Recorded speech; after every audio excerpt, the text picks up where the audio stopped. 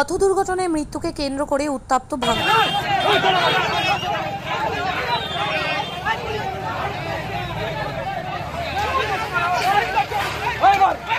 ঘটনাটি ভাঙড়ের সাইহাটি এলাকায় কার্যত পুলিশের ভয়ে পালিয়ে যাওয়ার সময় পথ দুর্ঘটনা হয় বলে অভিযোগ। সেই ঘটনায় মৃত্যু হয় এক যুবকের। পরিবারের দাবি, পুলিশের তোলাবাজির কারণেই মৃত্যু হয়েছে তার। ঘটনার পর মৃত ওই যুবক সহ আহত এক যুবককে নলমুড়ি ব্লক প্রাথমিক স্বাস্থ্য কেন্দ্রে আনে স্থানীয় ও পরিবারের বাসিন্দারা। দুর্ঘটনায় মৃত্যুর খবর এলাকায় ছড়িয়ে পড়তেই গ্রামবাসীরা বাসন্তী হাইওয়ের ঘটকপুকুর মোড় অবরোধ করে। সেখানেই অবরোধ তুলতে গেলে পুলিশের সঙ্গে প্রথমে বচসা এবং পরে ধস্তাধস্তি শুরু হয়। ঘটনাকে কেন্দ্র করে যথেষ্ট উত্তেজনা ছড়ায় এলাকায়। ঘটনায় পুলিশের সঙ্গে হাতাহাতিতে জড়িয়ে পড়ে অবরোধকারীরা। পরিস্থিতি নিয়ন্ত্রণে আনতে লাঠি উঁচিয়ে তাড়া করে পুলিশ।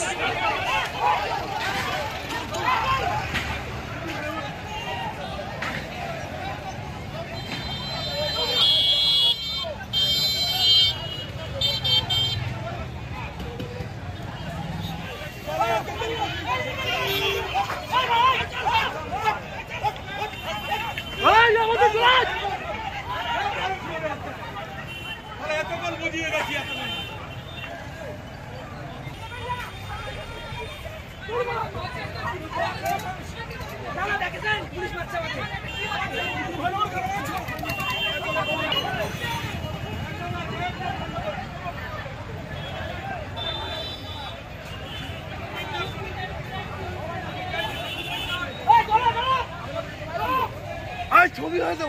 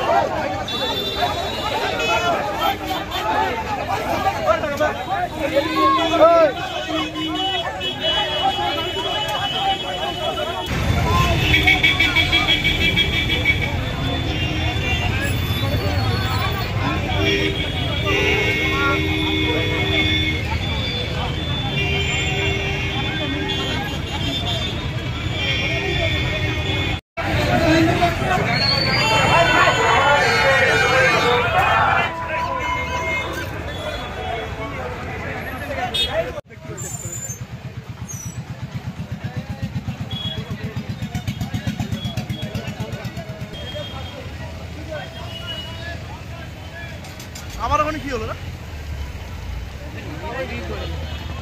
পুলিশে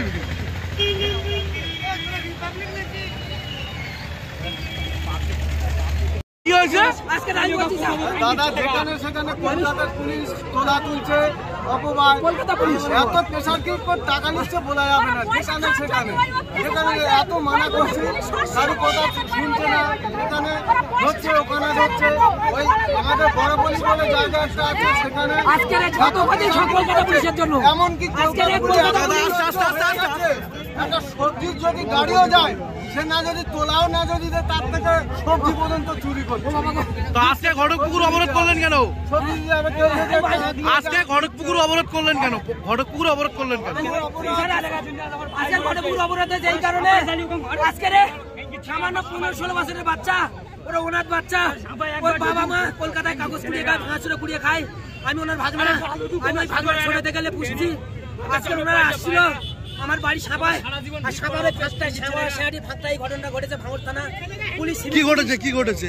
অ্যাক্সিডেন্ট করেছে বাইক, ওই বাইক ওরা অ্যাক্সিডেন্ট। কজন ছিল বাইকে? কজন ছিল? বাইকে ছিল আমার ভাগনা আর আমার ভাই, দুজনা ছিল বাইকে। এইবারে তোমাকে কলকাতা পুলিশ ওদের দেখে লাঠি উঁচু করেছে, ওরা ছেলে মানুষ ভয়তে ওরা গাড়িটা টানতে গিয়ে কলকাতা পুলিশ ওদের পিছনে বাইকে মেরেছে, ওরা বাইক টাল রাখতে পারিনি, পিছন থেকে টেনেছে, ওরা গাছে গিয়ে মেরেছে। ওরা গাছে গিয়ে মারার পরে আমার ভাগনার লাঞ্চ ফেটে নলমুড়ি হসপিটালে নিয়ে আসার পরে হসপিটালে ডাক্তার ওরা মৃত্যু বলে ঘোষণা করে দিয়েছে। আমরা ভাগনার নাম কি? আমার নাম সাইফুল মোল্লা। ভাগনার নাম কি? নাম মকিবুল মোল্লা। বয়স? বয়স 16 বছর। বাড়ি কোথায়? বাড়ি ছেজেরাইট, আমার বাড়ি আরেন্ডা সবাই বাড়ি। আমি ভাগনাটা আমি কোন দিক থেকে কোন দিকে আসছিল? ঘটকপুরের দিকে আসছিল।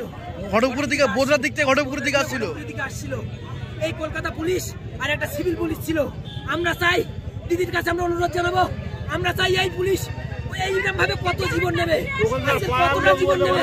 সন্ধ্যাবেলা বিকালে সন্ধ্যা নাগাদ একটি ছেলে বাইক অ্যাক্সিডেন্টে মারা যায় এবং তার বাড়ির লোকজন এসে হঠাৎ করে পথ অবরোধ করে। কি বলবেন কিছু? দেখুন, যে কোনো মৃত্যু দুঃখজনক। নিশ্চিতভাবে যেটুকু শুনলাম যে এটা বাইক অ্যাক্সিডেন্টে মারা গেছে। কিছু লোক এসেছিল যারা হয়তো এই মৃত ব্যক্তির কেউ না, তারা এখানে অবরোধ করে এখানে অশান্তি করার চেষ্টা করেছিল। পুলিশ প্রশাসন তাদেরকে হটিয়ে দিয়েছে। আমরা মৃত পরিবারের প্রতি সমবেদনা জানাচ্ছি, কারণ একেবারে এই পূজার মুখে এত বড় একটা দুর্ঘটনা অত্যন্ত দুঃখজনক। আমি আশা করব সবাই মিলে শান্তিতে থেকে যাতে করে সুষ্ঠুভাবে, এখন আমাদের কাজ হলো যে ডেড বডিটা কীভাবে পোস্টমর্টম করা যায় এবং দ্রুত তার পরিবার হাতে তুলে দেওয়া যায়, সেই চেষ্টাই আমরা করি। দীর্ঘক্ষণ ঘটপুকুর টোলমাথা অবরোধ করে রাখে, পুলিশের উপরে চড়াও হয় বিক্ষোভকারীরা, তারপর পুলিশ লাঠিচার্জ করেছে। কি বলবেন? দেখুন, আমি তো বলছি যারা এই ঘটনা ঘটিয়েছে তারা কেউ মৃত পরিবারের কেউ নয়, অথচ এখানে কিছু লোক আছে যাদের কাজ হলো কিছু হলেই ঘটপুকুর চৌমাথা অবরোধ করো, এখানে অশান্তি অরাজকতা বিশৃঙ্খলা তৈরি করো, এই ধরনের কিছু মানুষ আছে। আমরা সকলের কাছে অনুরোধ করব যে একটা দুর্ঘটনা একটা ঘটেছে এবং প্রত্যেকটা মৃত্যু অত্যন্ত দুঃখের, বেদনাদায়ক। সবাই মিলে শান্তিপূর্ণভাবে তাকে কীভাবে সৎকার করা যায় এবং শান্তি শৃঙ্খলা কীভাবে বজায় রাখা যায়, সেই আবেদনটুকু সকলের কাছে করব। পরিবারের লোকজন পুলিশের বিরুদ্ধে অভিযোগ করছে, সায়াহাট এলাকায় সেখানে ভাঙড় থানার পুলিশ তারা বাইক নিয়ে দাঁড়ায় এবং বাইক বা ভ্যান তাদের ধরে টাকা নেয়, এরকম অভিযোগ করছে। তারপর আজকে এরা বাইক নিয়ে যাচ্ছিল, পুলিশ লাঠি উঠায়, এরা ভয়তে বাইক জোরে চালিয়ে পথে চলতে এক মহিলাকে ধাক্কা মারে, তারপর ঘটনাস্থলে পড়ে যায়। এটা তো তারা অভিযোগ করছে, বাস্তবে কী আছে সেটা দেখতে হবে। বাস্তবে না দেখে তো কোনো মন্তব্য করা উচিত না।